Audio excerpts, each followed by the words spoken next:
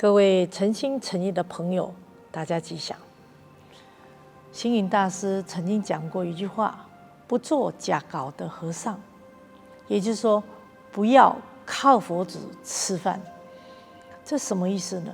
当初师父一直想到，佛教不能整天就是只有靠佛祖，然后呢靠信徒的香火的这个供养，而是法师们一定要非常的努力给予贡献。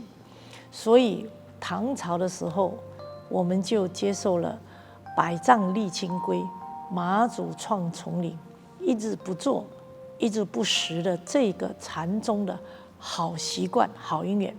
佛光山，我们一路以来就是要培养人才，但是这个培养也是从基层开始。也就当我们每一个人到了佛光山进丛林学院学习的时候，都要从学习煮饭、学习扫地、学习服务他人开始。师父曾经跟我说过，他说如果你不懂得煮饭，将来人家煮饭给你吃，你会嫌人家的菜煮的不好吃，嫌人家的甜，嫌人家的咸。你自己煮过了，你才知道原来煮饭是那么的辛苦。你没有去扫地，你没有去洗厕所，你到时候就是一指神功，到处只会指挥人，而不懂得人家的辛苦。你没有下去耕田种东西，不知道原来粒粒皆辛苦。所以要培养一个出家人，培养一个佛教的领袖。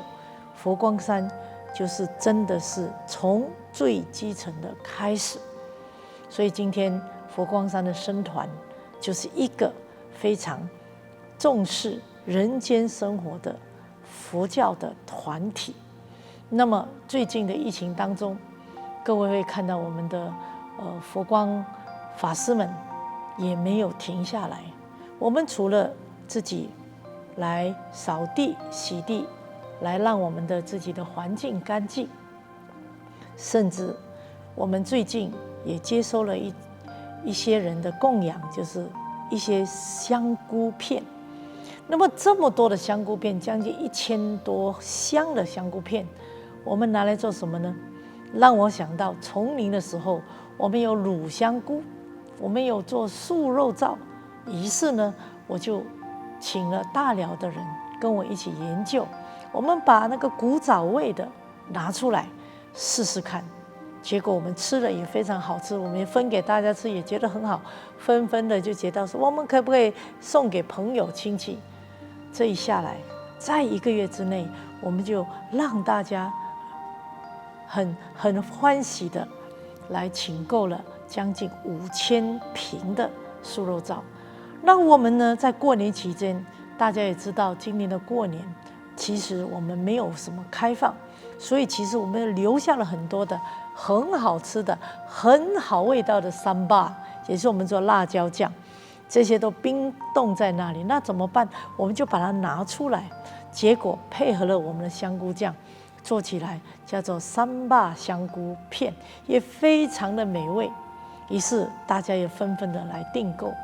然而我觉得，当然我们在试着现卖现吃，可是如果要保存怎么办呢？乃至有比较远地的人也开始来跟我们订购。于是乎，我就请了一位王居士，还有这个怡保的一个这个工厂，来跟他说，用法师的这个配方，然后呢，请你们用工厂来帮我们加温杀菌，能够保留这个产品久一点。当然他们也很高兴能够为佛光做一些事情。于是乎，我们又跟工厂的一个结合，希望在今年的过年，我们能推出更多的这些素食产品。这个当然也是素食 A 计划我们要推动的。所以各位，在疫情当中，我们开辟清净农场，在疫情当中，我们做了一些蔬食，我们疫情当中，我们做了一些流通。这个就是我们很努力的，也跟各位报告，我们也都不是假搞的和尚。当然佛事我们照常，我们该服务众生的，我们还是但是我们勤于书写文章，勤于努力研究经典，我们勤于作物，这个就是人间佛教的僧团。谢谢大家，阿弥陀佛。